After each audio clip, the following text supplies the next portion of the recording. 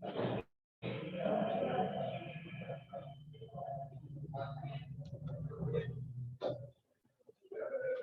बताओ, हम लोगों ने देखे तो आप लिखो एक बार क्वेश्चन।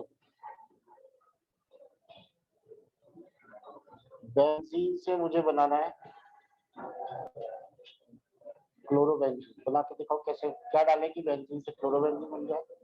बेंजीन पे क्या डालूं कि ब्रोमोबेंजीन बन जाए। बेंजीन पे क्या डालूं कि नाइट्रोबेंजीन बन जाए।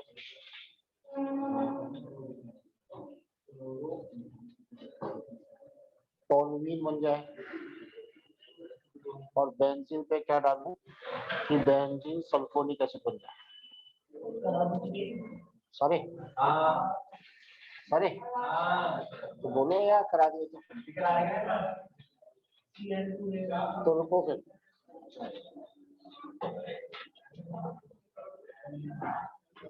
बेंजीन से बनाओ पैरा नाइट्रोक्लोरोबेंजीन।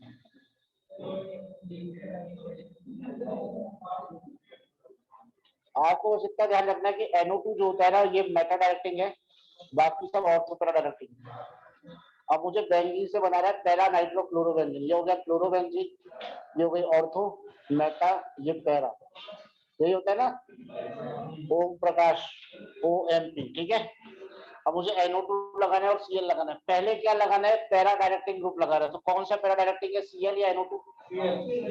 तो बेंजीन से पहले Cl लगाओ, और Cl और तो पैरा डायरेक्टिंग है तो पैरा पे लगा देगा ये NO2, तो पैरा पे ये NO2 लग जाएगा। आप मुझे बताओ बेंजीन से क्लोरोबेंजीन कैसे बनेगा, बोलो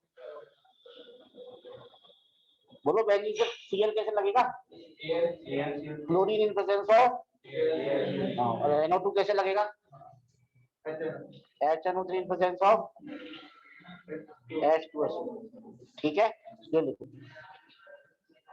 लेकिन अभी आपने लिखा है कि NO2 मेटा पे आता है। NO2 मेटा डायरेक्टिंग है। अगर NO2 पहले से मकान मालिक हो तो वो डायरेक्ट करेगा किसी और को।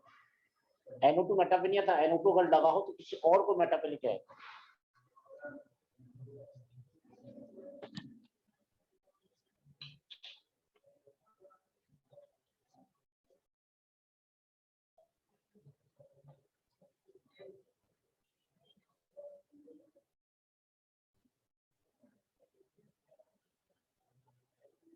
Cl पहले से लगाए, मकान मालिक है, ये बहुत बताएगा कहाँ लगना है NO2।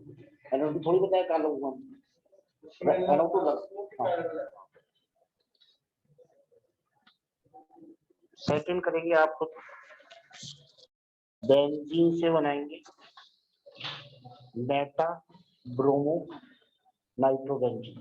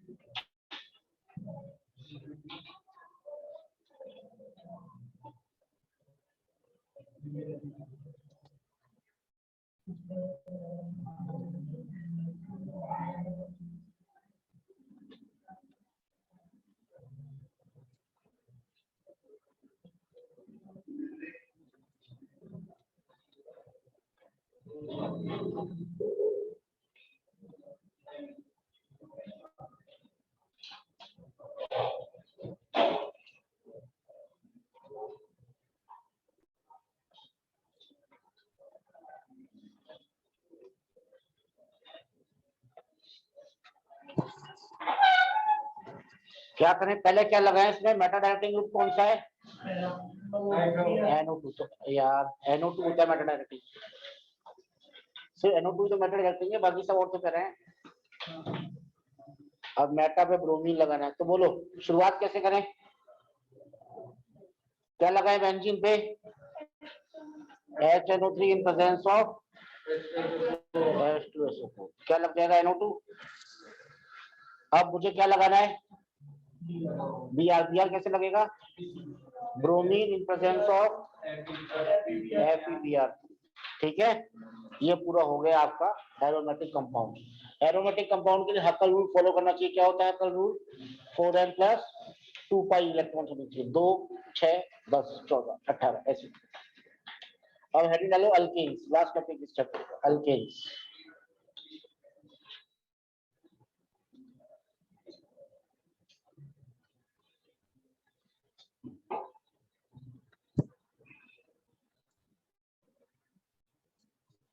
अल्केन्स जनरल फॉर्मूला क्या होता है अल्केन का, बोलो।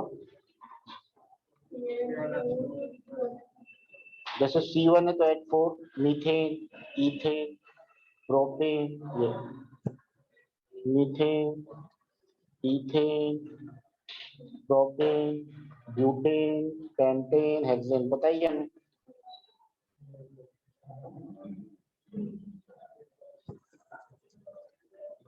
Isomerism in alkanes.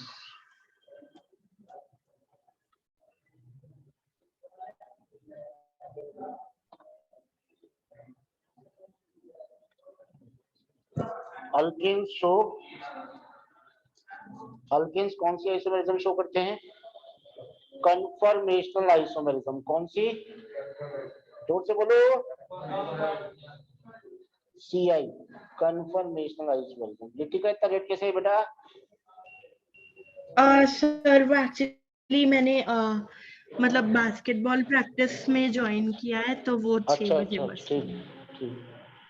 Alkane show conformational isomerism, alkane conformational isomerism show करते हैं।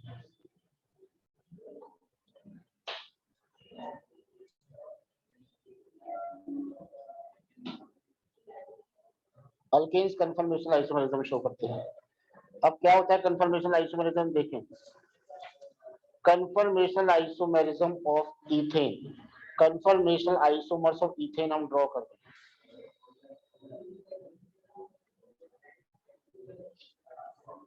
Conformational isomers of ethane, ethane के आइसोमर किसने बनाए थे? 2 साइंटिस्ट थे, एक का नाम था सोहर्स और एक का नाम था न्यूमन। क्या नाम था? तो आदित्य किधर गया? जैन पाए। तो इसका पूरा नाम हो गया सोहर्स प्रोजेक्शन फॉर्मूला, और एक है न्यूमन प्रोजेक्शन फॉर्मूला। नाम से बहुत कठिन लग रहा है, बड़ी बड़ी चीजें लग रही है, पर है नहीं, बस नाम दिए हुए हैं। न्यूमन ने दिया, न्यूमन प्रोजेक्शन फॉर्मूला क्या दिया, सोहर्स साइंटिस्ट ने दिया तो सोहर्स प्रोजेक्शन फॉर्मूला दिया। फॉर्मूला पूरा लिख लिया था फॉर्मूला। तो मेरी बात ध्यान से सुनो, कितना आसान है, आप खुद भूला जा रहे तरीका है। तो सोहर्स प्रोजेक्शन फॉर्मूला बना रहे हैं। इथेन के आइसोमर कैसे बनाए? इथेन क्या होता है? CH3 CH3, हाँ या ना? तो ये रहा CH3, सही है, और ये रहा दूसरा CH3, सही है। अब अगर ये रोटेट हो गया ऐसे, ऐसे रोटेट हो जाए, तो ये देखो, ये H के सामने ये H आ रहा है, इस H के सामने ये H आ रहा है, और इस H के सामने ये H आ रहा है। और अगर ये रोटेट हो जाए तो क्या ये ऐसा बन जाएगा कुछ? ये तो एज इट इज, ये 2 नीचे है ना H, ये ऊपर चले जाएंगे, और ये एक नीचे, सही है। बात समझ आ गई? ये क्या हुआ, बहुत आसान है, फिर से सुन लो, फिर समझ लो, देख लो। ये CH3 था, एक बार 1 सेकंड रुकना।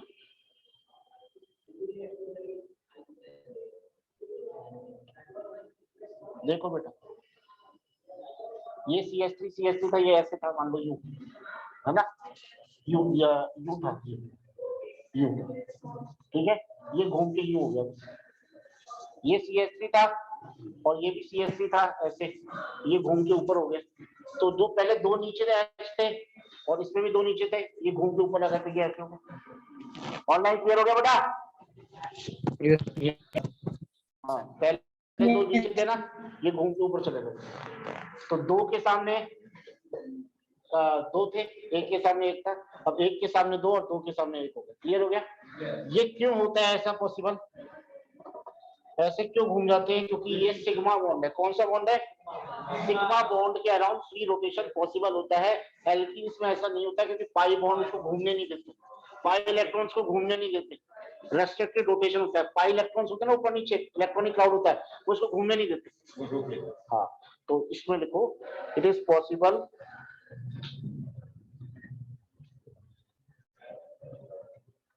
Due to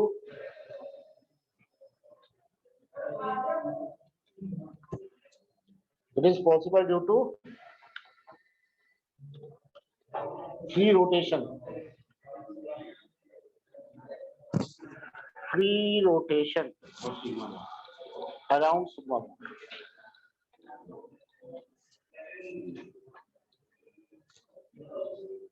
Newman projection, Newman ने कैसे बनाया इथेन को, ये बना दिया उसने, इथेन CH3 ऐसे बना दिया। कौन सी बड़ी बात कर दी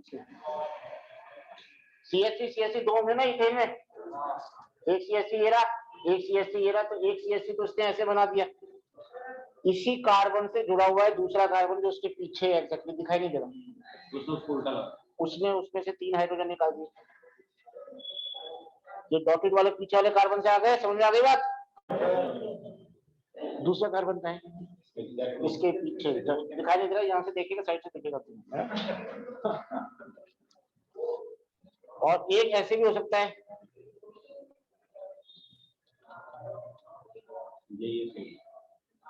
इससे डॉटेड एच, इससे डॉटेड एच, इससे डॉटेड एच, जस्ट इसके पीछे, जस्ट इसके पीछे। तो जस्ट पीछे होता है तो उसे कहते हैं इक्लिप्स्ड फॉर्म। कौन सी फॉर्म कहते हैं? और दूर दूर होता है तो उसे कहते हैं स्टैगर्ड फॉर्म। कौन सी फॉर्म? तो ये बताओ मुझे इन दोनों में ये इक्लिप्स है या स्टैगर्ड है, ये बताओ। और ये कौन सी? देखो ये आमने सामने नहीं है ना, तो ये एक स्टैगर्ड है। सर फर्स्ट वाली इक्लिप्स है।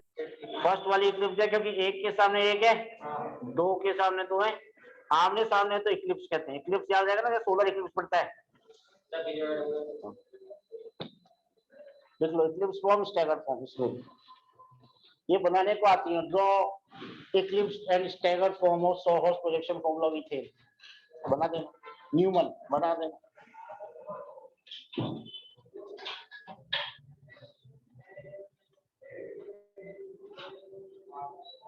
ये जो एंगल होता है ना बेटा, इसे कहते हैं टॉर्जनल एंगल। क्या कहते हैं? Torsional angle. ये होता है 60 डिग्री का। कितना? इथेन में देखो,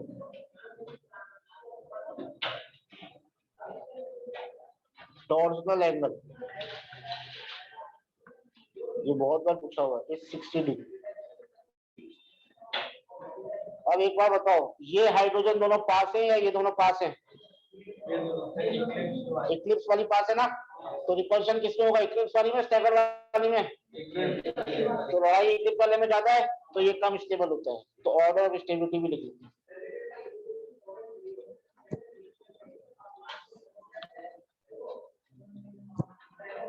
ऑर्डर ऑफ स्टेबिलिटी, स्टैगर्ड ज्यादा स्टेबल होता है इक्लिप्स से।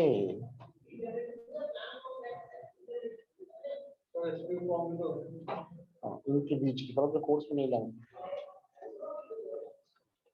स्टैगर्ड ज्यादा स्टेबल होती है इक्लिप्स। अब हेडिंग डालेंगे प्रिपरेशन ऑफ अल्केन।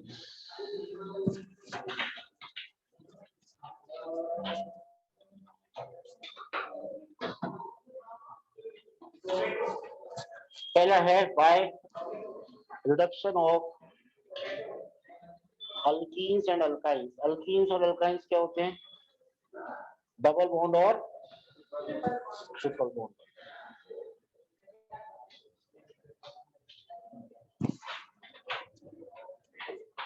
ये है अल्कीन, किसी को कहते हैं सेबेटियर सैंडरसन इक्वेशन, सेबेटियर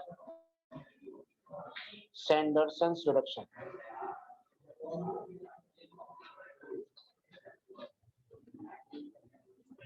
इसमें हाइड्रोजन जोड़ूंगा, कैटलिस्ट लेते हैं निकल, प्लेटिनम और पैलेडियम। एक एच यहाँ जोड़ दो, एक एच यहाँ जोड़ दो, बन गया।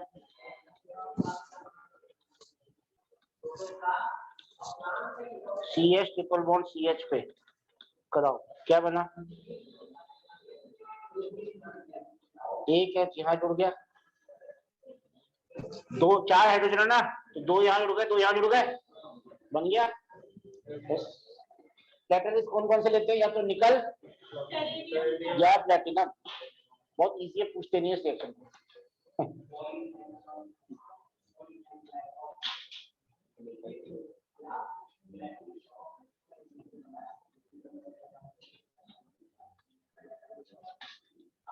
सेकंड प्रिपरेशन बहुत इंपॉर्टेंट है, by reduction of alkyl halides. Reduction का मतलब क्या होता है, एडिशन ऑफ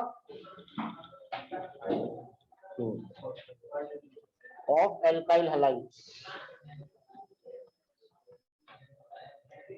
क्या होते हैं एल्काइल हैलाइड्स, RH, एल्केन और हैलोजन एल्काइल हैलाइड। CH3Cl की रिडक्शन कर रहा हूं मैं किसके साथ, zinc in presence of HCl। दोनों मिलके हाइड्रोजन देंगे, जिंक और HCl। इस हाइड्रोजन को ब्रैकेट में लिख देते हैं, तो इसे क्या बोलते हैं, कौन से हाइड्रोजन बोलते हैं,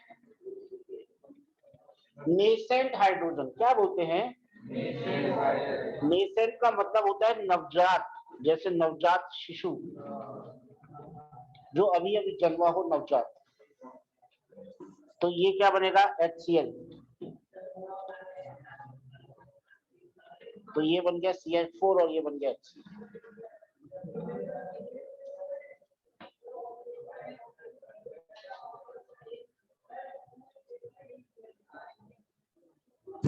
बी लिखो, bye Wurtz reaction.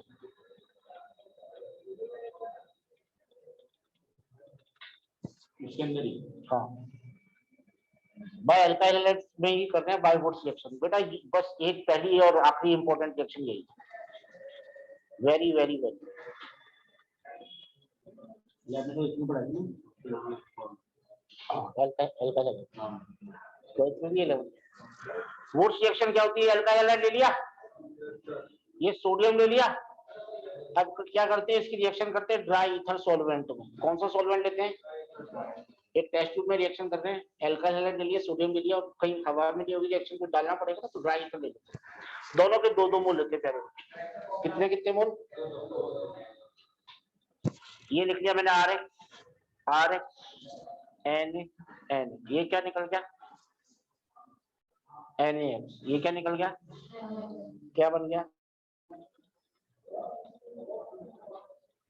RR plus NaX। चलिए लिखो और रिएक्शंस कर लें, फॉर एग्जांपल करते हैं, क्लियर हो गया।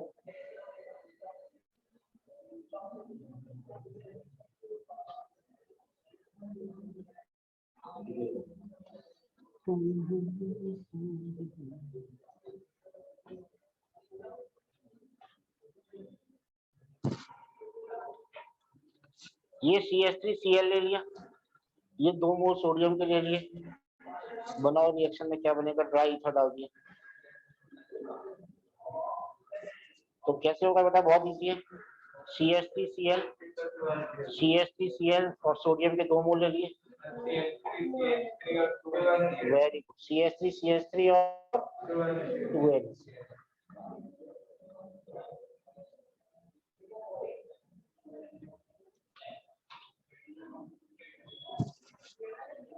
इस पे 2 थ्योरेटिकल क्वेश्चन बनते हैं। पहला कि why methane can not be obtained by Wurtz reaction.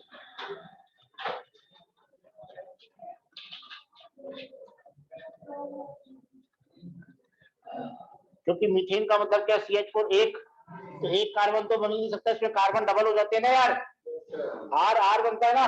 अगर मैं एक कार्बन का भी लूंगा एल्काइल हैलाइड, तो भी CH3 इथेन से छोटा तो बन ही नहीं सकता। बन सकता है क्या इसमें प्रियांशी, इसमें कितने आंसर में कितने कार्बन आते हैं, 2, तो 2 तो आएंगे, तो मीथेन कैसे बनेगा, क्योंकि RH से R बन जाता है इसके अंदर, है ना। ऋतिका एक बार रिपीट करो, क्यों नहीं बन सकता मीथेन। सर वो मुझे ये समझ नहीं आ रहा है। देख बेटा यहाँ पे कितने R हैं, एक ही अल्काइल ग्रुप है ना, CH3। Yes sir. अगर मैं इसकी वुड्स रिएक्शन करूंगा तो 2 मोल लेके करता हूँ, तो कितना क्या बनेगा मेरे पास, CH3 बनेगा बच्चे। Yes sir. तो मिनिमम जो मुझे कंपाउंड मिल रहा है उसमें कितने कार्बन है? सर 2। तो एक कार्बन का बन ही नहीं सकता, because ethane is the least possible product. Okay obtained by Woods reaction.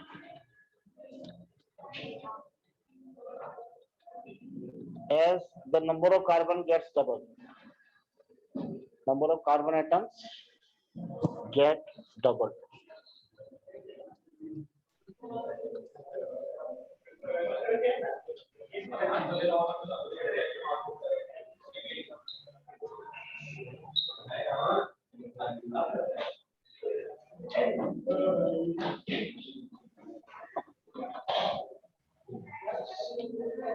Second question है इसके अंदर,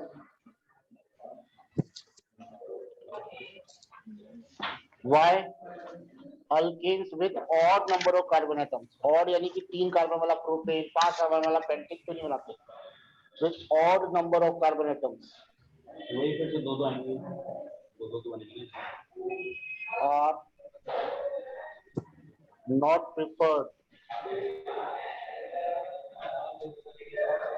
to be obtained by Woods reaction. Sir क्योंकि डबल हो जाता है number of C carbon atom. Double हो जाता है, चलो ठीक है। अब मेरी बात ध्यान से सुनो, अगर मान लो मुझे 3 कार्बन का बनाना है, ये बनाना है प्रोपेन, बात समझ आ रही है? अच्छा मुझे बताओ कि मुझे क्या अच्छा रहेगा मेरे लिए, एक कम प्रोडक्ट बने या 2-3 प्रोडक्ट मिले जिसमें से मुझे एक को अलग करना पड़े, वो अच्छा रहेगा, या प्योर एकदम एक ही प्रोडक्ट बने वो अच्छा रहेगा? एक ही बने अच्छा रहेगा, क्योंकि 2-3 बनेंगे तो मुझे क्या उनको सेपरेट करना पड़ेगा और मुश्किल हो जाएगी, क्योंकि बॉइलिंग पॉइंट उनके सेम हुए तो उनको अलग करना बहुत मुश्किल बात हो जाएगी। तो होता क्या है, जैसे मान लो मुझे प्रोपेन बनाना है, कितने कार्बन है इसमें? 3। तो तुमने एक कार्बन का ले लिया और एक 2 कार्बन का ले लिया, ले सकते हैं ना यार ऐसे? ये तुमने ड्राई ईथा डाल दिया इसमें और तुम बोलो सर रिएक्शन हो गई, खटाखट, ये क्या निकल गया? NaCl, ये क्या निकल गया? तो बन गया ना प्रोपेन। पर इतना इजी नहीं है, पूछो क्यों नहीं है? क्योंकि CH3Cl का एक ही मोल थोड़ी होगा, बहुत सारे मॉलिक्यूल होंगे अंदर, हजारों मॉलिक्यूल होते हैं। तो CH3Cl खुद के साथ वुड्स रिएक्शन में जाएगा और क्या बना लेगा? और ये भी खुद के साथ वुड्स में जाएगा, क्या बन जाएगा चंचल? CH3 CH2 CH2 CH3, है ना? तो मुझे एक कंपाउंड मिला या मिक्सचर मिला?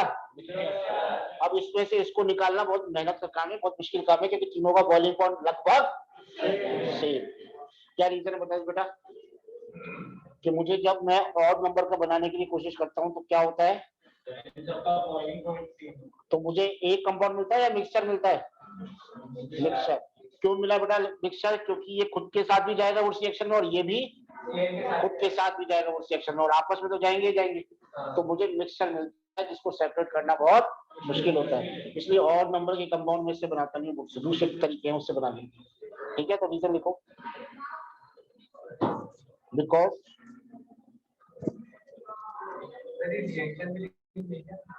या लिखो सिंस, हाँ रिएक्शन में since mixture of alkane is obtained, a mixture of alkanes is obtained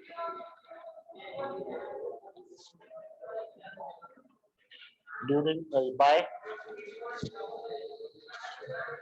Woods reaction of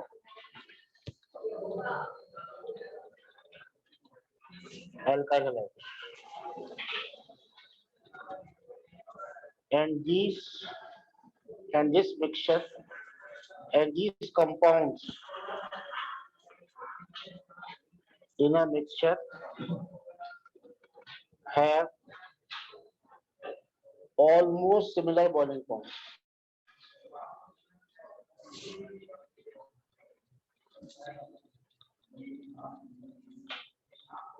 So it is difficult to separate them.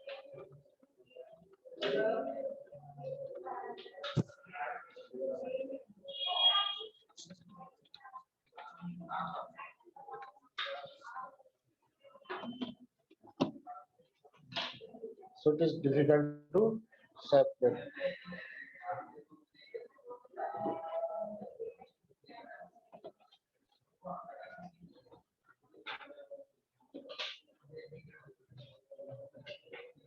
कल खत्म हो जाएगा ना, परसों चैप्टर खत्म।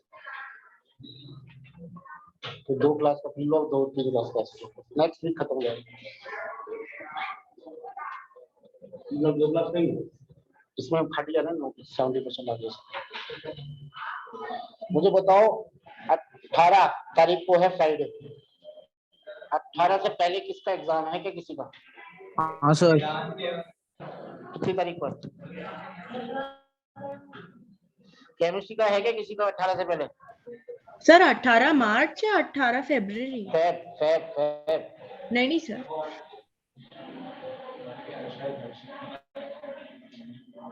नहीं हर्षित के नियम बोल देता वो।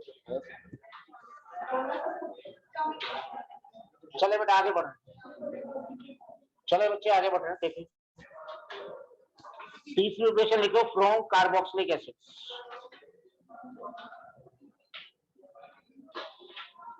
इसके अंदर ही हाँ एल्केन्स की प्रिपरेशन कर रहे हैं RCOOH। RCOOH से कर रहे हैं, पहला प्रोसीजर है इसमें by decarboxylation. Wood reaction के अंदर का सारा पॉइंट है यार तीसरी प्रिपरेशन गुड सलग है by decarboxylation. Decarboxylation का मतलब होता है रिमूवल ऑफ CO2। किससे करते हैं? By soda lime. किससे करते हैं? NaOH और CO।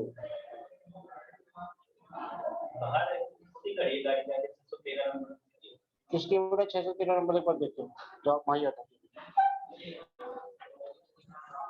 देखो कैसे करते हैं। RCOOH है, इसका करते हैं सोडा लाइम से रिएक्शन। NaOH और CaO के कॉम्बिनेशन को सोडा लाइम कहते हैं। प्यारे बच्चे लिखो पहले इतना आराम से। NaOH और CaO के कॉम्बिनेशन को सोडा लाइम कहते हैं। CaO रिएक्ट नहीं करता है, कैटलिस्ट की तरह काम करता है। रिएक्ट कौन करता है? सिर्फ NaOH। NaOH क्या करेगा? CO2 खा जाएगा। क्या खा जाएगा? खा गए CO2, क्या बच गया? RH। साथ में Na2CO3 प्लस पानी, जैसे CH3COOH प्लस NaOH और CO प्रोडक्ट बनाओ CH3COOH। एंड एक ही बात है, CH3COOH लिखो चाहे CH3COONA लिखो। क्यों एक ही बात दोनों? क्योंकि इससे रिएक्ट करने के बाद ये बन ही जाएगा ना यार, है ना? बना लो, सेम प्रोडक्ट बनेगा सब में।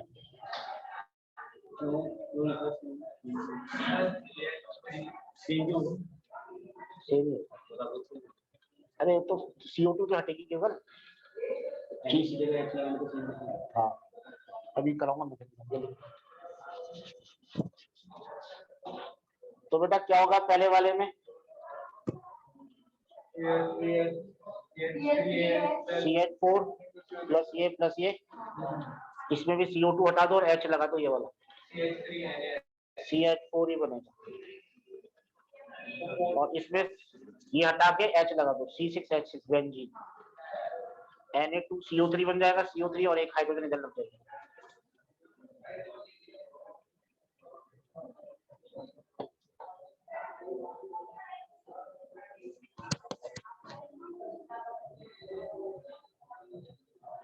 H2 नहीं निकलेगा, सॉरी बेटा H2 हटाओ, H2 हटाओ दोनों सब में।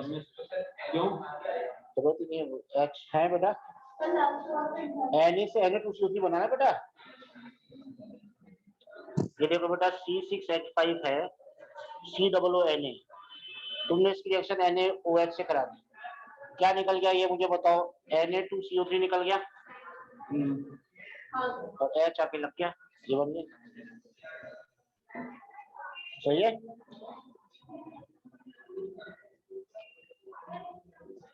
तो ये किससे कर रहे हैं रिएक्शन? सोडा लाइम से। क्या कर रहा है सोडा लाइम? CO2 खा रहा है, इसे क्या बोलेंगे? D carboxylation. CO2 को हटाना, रिमूव करना। डी मतलब रिमूवल, डिहाइड्रेशन मतलब removal of water, D protonation H+ को हटाना, प्रोटोन को हटाना। डी मतलब हटाना होता है, DE। तो डी कार्बोक्सिलेशन का ये लिख लो बेटा।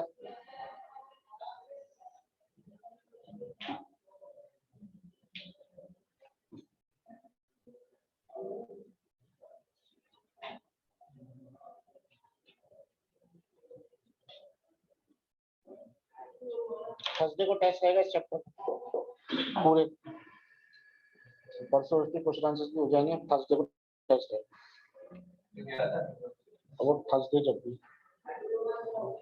चले आगे।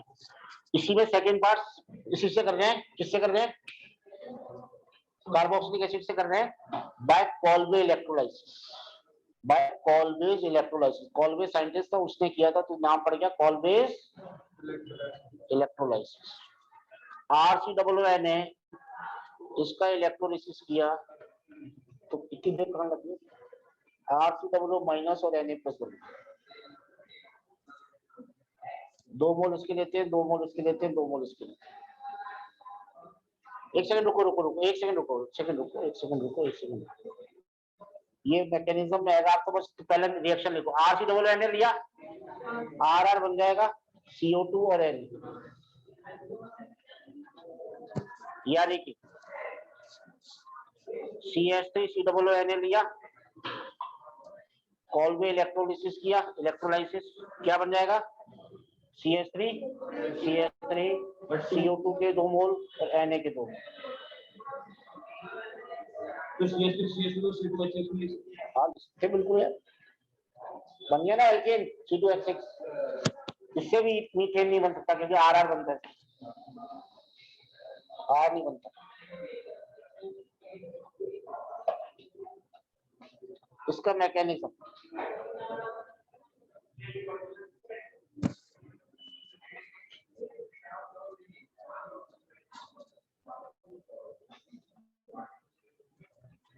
RCOONA का इलेक्ट्रोलाइसिस करेंगे, क्या बनेगा, RCOO माइनस और Na प्लस।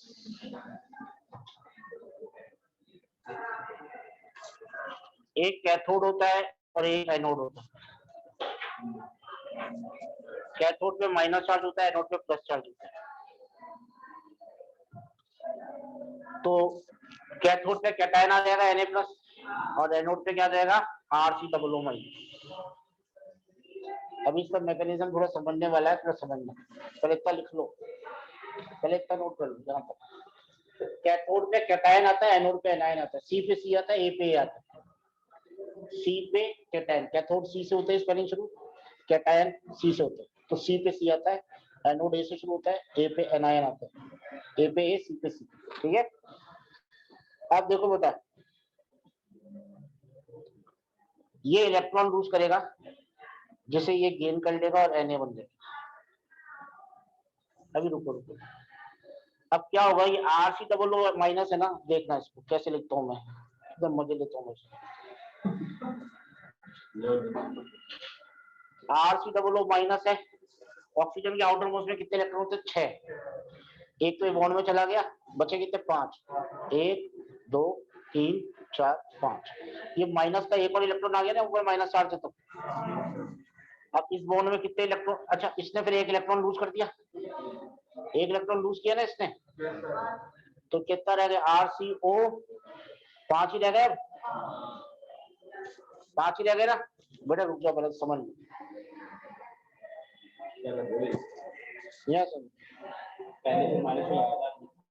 एक इलेक्ट्रॉन लूज करेगा ना वो, लूज हो गया, ऐड हुआ ना।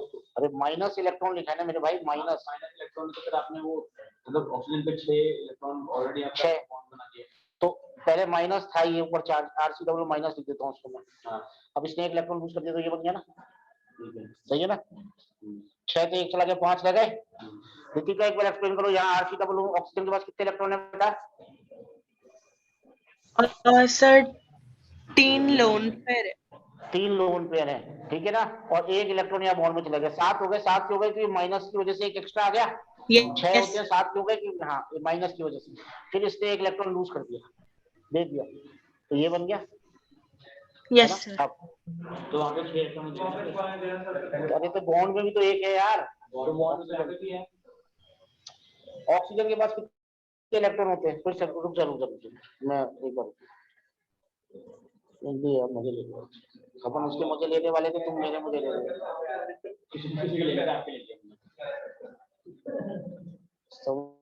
ये थोड़ा सा क्या डिफिकल्ट पड़ता है, पर मैं समझाऊंगा ऐसे कि आ जाएगा, तुम टेंशन मत।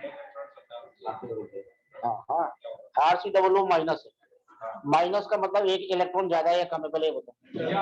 ज्यादा। कितने होते हैं ऑक्सीजन के पास? 6 होते हैं ऑक्सीजन के पास। 1 2 3 4 5 6 तो थे ही इसके खुद के घर के। एक इसने माइनस का एक और ले लिया। ठीक है भाई, ये इसने एहसान लेता नहीं किसी का, दे दिया इलेक्ट्रॉन। क्या बन गया?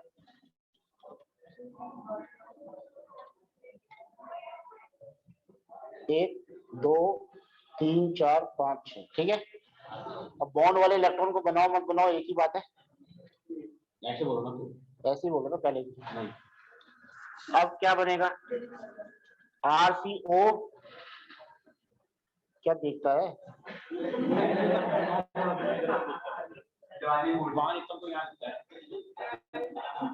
अब मेरी बात ध्यान से सुनो, ये एक इलेक्ट्रॉन तो इधर चला गया, अरे एक इलेक्ट्रॉन इधर जा सकता है ना, और एक इलेक्ट्रॉन इधर आ गया और एक इलेक्ट्रॉन इधर आ गया। हाँ, एक इलेक्ट्रॉन इधर आ सकता है ना, इलेक्ट्रॉन फ्री है ना। वो सब ये सारी पूजा फांदी क्यों नहीं है? क्योंकि अकेला इलेक्ट्रॉन है ना, ये अनस्टेबल है। ये इसको देख के सारे अनस्टेबल हो जाते हैं। आर पे फ्री रेडिकल आ गया ये वाला। अच्छा, ये क्या बना? C डबल बॉन्ड O को कुछ किया ही नहीं अपन ने। C सिंगल बॉन्ड था, इसमें कितने इलेक्ट्रॉन आ गए? एक पड़ोस से R से RC वाला आ गया ये वाला, और एक ये आ गया, तो ये डबल बॉन्ड CO2 बन गया, R रेडिकल बन गया। हमने कितने मोल लिए थे शुरुआत में? इसके 2 मोल, तो इसके भी 2 मोल बनेंगे, इसके भी 2 बनेंगे, इसके भी 2 बनेंगे, इसके भी 2 बनेंगे, इसके भी 2 बनेंगे, इसके भी 2 बनेंगे, इसके भी 2 बनेंगे, इसके भी 2 बनेंगे। तो आर्क रेडिकल और आर्क रेडिकल मिलके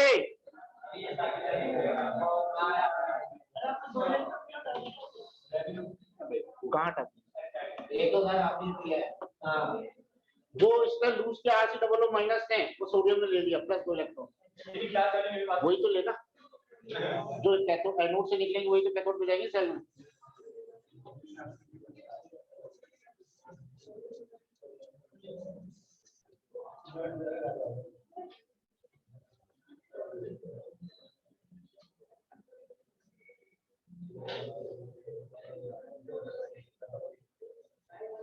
ये मैकेनिज्म लिख लो बेटा, ये है अपने कोर्स में, 2 बार लिखो, लिख के करोगे प्रैक्टिस को याद हो जाएगा।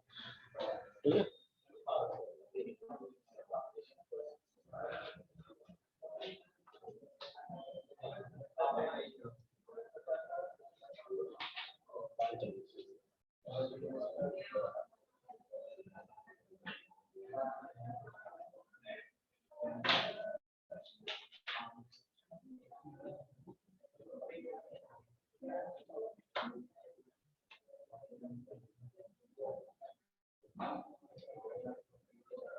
सर यहाँ पे 2 इलेक्ट्रॉन से जैसे बोला R और C।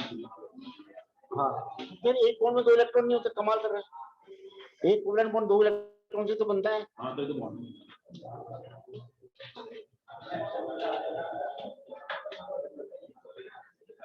ठीक है, स्टेप बाय स्टेप समझाया, क्लियर, कोई दिक्कत नहीं। ये बेटा पूछ सकते हैं स्कूलों में, जनरली नहीं पूछते। सबसे ज्यादा मैकेनिज्म कौन सा था? मार्कोनी का और एंटी मार्कोनी का, वो तो रट लेने का, पर ये भी आ सकता है पूछ। एक और मैकेनिज्म बचा है, इसलिए मैं थोड़ा सा बाद में रहता हूँ, एल्केन थोड़ा टफ है। ये हो गया प्रिपरेशन। अब देखो फिजिकल प्रॉपर्टीज, इजी, बहुत इजी। ऑनलाइन में नोट कर लिया सबने? Yes sir.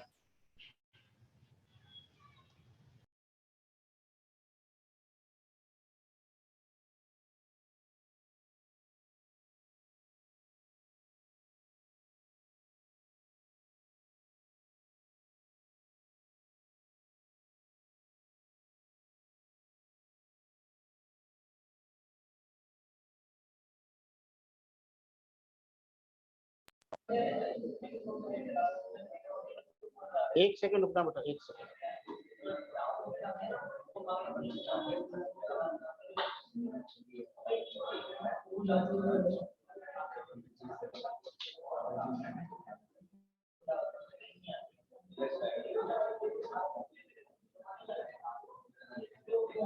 हाँ बेटा देखो, फिजिकल प्रॉपर्टीज में पहला है बॉइलिंग पॉइंट।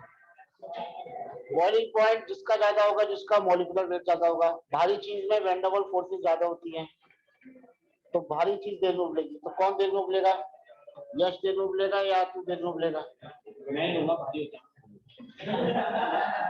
भाई तू देखो बोलेगा, मैं देखो बोलूंगा। नहीं मैं लूंगा। जयसवाल देखो बोलेगा कि ये देखो बोलेगा? जी जयसवाल। बोलो किसका बॉलिंग पॉइंट ज्यादा होगा? भाई बॉलिंग पॉइंट किसका ज्यादा होगा? किसका? क्यों? कैसे पड़ा है वो? उसका मॉलिक्यूलर वेट ज्यादा है। कैसे? 12 और 4 16 हो गया। 12 कार्बन का 4 हाइड्रोजन का। अब दूसरा है ब्रांचिंग। ब्रांचिंग के इनवर्सली होता है। इस 5 कार्बन है इसमें। ये बहुत इंपॉर्टेंट है ब्रांचिंग वाला पॉइंट। ये तो बहुत इजी था, पहला वाला कोई नहीं पूछता। 5 कार्बन है इसमें। क्या इसमें भी 5 कार्बन है? क्या इसमें भी टोटल 5 कार्बन है? इसमें कितनी ब्रांच है? एक भी नहीं। इसमें कितनी ब्रांच है? इसमें कितनी है? जितनी ज्यादा ब्रांचिंग बॉइलिंग पॉइंट कम। ये गोल चीज का सरफेस एरिया कम हो जाता है, बॉइलिंग पॉइंट कम। देख लो, ब्रांचिंग से बॉइलिंग पॉइंट कम होता है। ये बहुत इंपॉर्टेंट पॉइंट है। ये 12th में भी आएगा, 11th में तो है ही।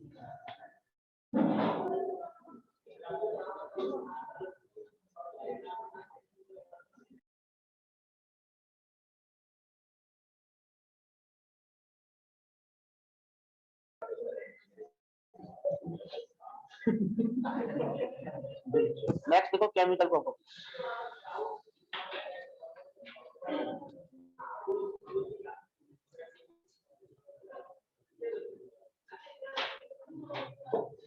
ठीक है, केमिकल प्रॉपर्टीज में सबसे पहले एल्केन की रिएक्शन कौन सी है भैया? हैलोजिनेशन। तो देखो हैलोजिनेशन ऑफ अल्केन। हैलोजिनेशन या क्लोरीनेशन कह लो। क्लोरीन लगाएंगे तो क्लोरीनेशन, ब्रोमीन लगाएंगे तो ब्रोमिनेशन, आयोडीन लगाएंगे तो आयोडीनेशन।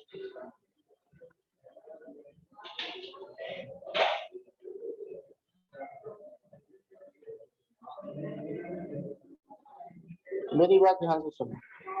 ये है मीथेन, इसकी रिएक्शन करेंगे क्लोरीन से। अल्केन रिएक्टिव नहीं होते ज्यादा।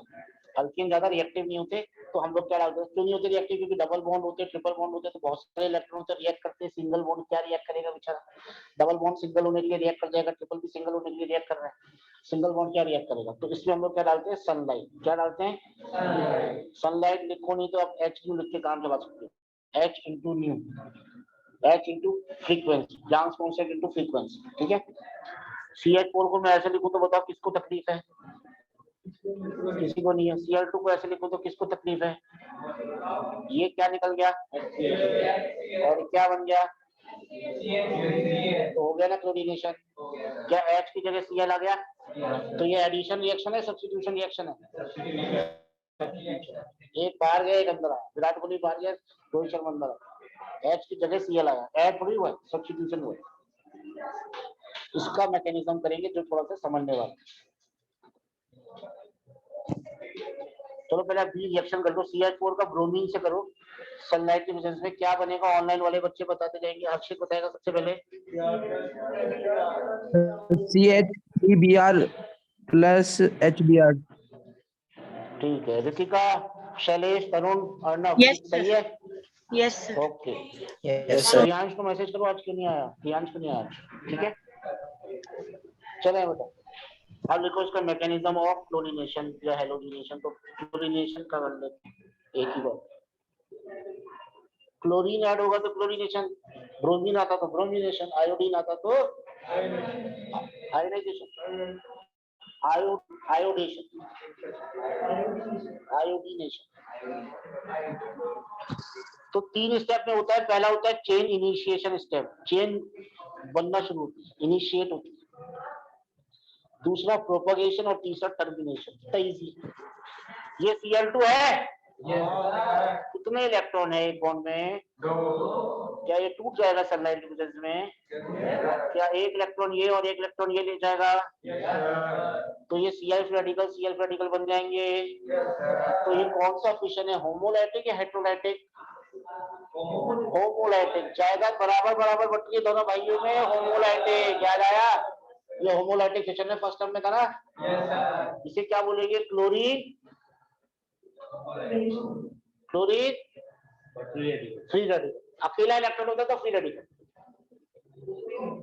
Chlorine free radical.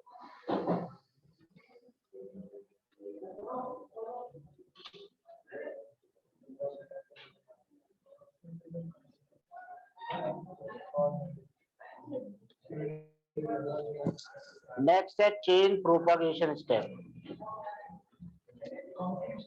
प्रोपागेशन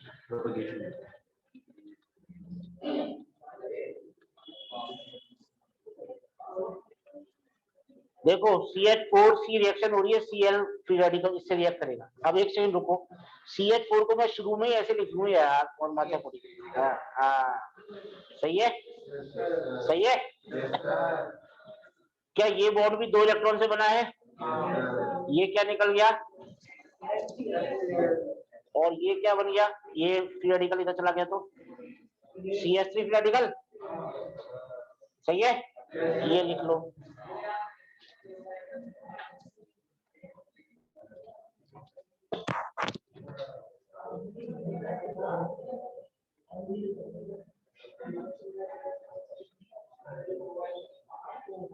ठीक है, परसों अपने नया चैप्टर भी शुरू कर देंगे, प्री ब्लॉक कर लेते हैं छोटा सा, कर ले 2 क्लास। वेडनेसडे कोर्स खत्म है अपनी। ये तो कुछ है ही नहीं चैप्टर में, मैं क्या करेंगे? संडे क्लास होगी तो एक्स्ट्रा ध्यान, संडे एक्स्ट्रा क्लास नहीं होगी। सर मैं एस ब्लॉक पी ब्लॉक सब तो पढ़ चुका। कौन?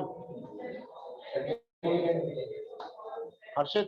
हाँ सर, ये सब मैंने पढ़ लिया, तो मैं सिर्फ हाइड्रोकार्बन की क्लास लूंगा अभी। ठीक है, तो ले लेना, अटेंड करना दोबारा, क्या दिक्कत। अब ये CH3 रेडिकल फिर से Cl2 से रिएक्ट करेगा। आप बोलोगे सर Cl2 कहां से आई? Cl2 टूट गई थी पहले सारी Cl में। बेटा सारी नहीं टूटती, कुछ रह जाती।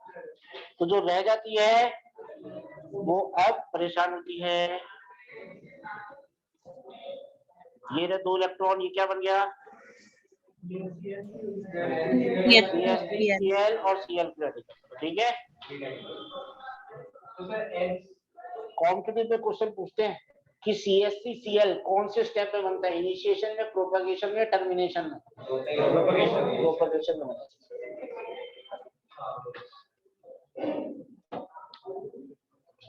लास्ट स्टेप है chain termination. Chain termination step. Termination का मतलब समझ रहे होंगे तुम?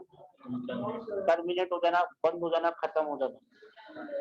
तो जो जो फ्री रेडिकल है आपस में रिएक्ट करके खेल खत्म कर देते हैं। कौन कौन से? अच्छा ये बचा, लो भैया CH3 रेडिकल किससे रिएक्ट करेगा? अब मुझे बताओ, CH3 Cl से रिएक्ट करेगा। CH3 फ्री रेडिकल कोई इंसान थोड़ी है, उसको क्या पता मुझे Cl से रिएक्ट करना है। CH3 रेडिकल तो फ्री रेडिकल ढूंढेगा, CH3 भी तो मिल जाएगा। तो ये भी बनेगा। Cl फ्री रेडिकल भी Cl से रिएक्ट करेगा, उसको क्या पता मुझे CH3 से रिएक्ट करना है। उसको फ्री रेडिकल पहचानता है तो बस Cl2। ये खेल। तो क्वेश्चन इसमें अपनी एनसीईआरटी जब खत्म होगी इस चैप्टर का, तो पहला क्वेश्चन अड़ते बोलते ही है, explain that ethane is also produced during chlorination of ethane। क्या इथेन बनता है क्लोरीनेशन ऑफ मीथेन में? ये मैंने कराया क्लोरीनेशन। और छोटा कर देते हैं इसको, और छोटा हो नहीं रहा है तो रुको। देखो ये स्टेप देखो, ये ना CH4 का ब्रोमीन से कराया, क्लोरीन से कराया, तो ऐसे बना था ना, यही था।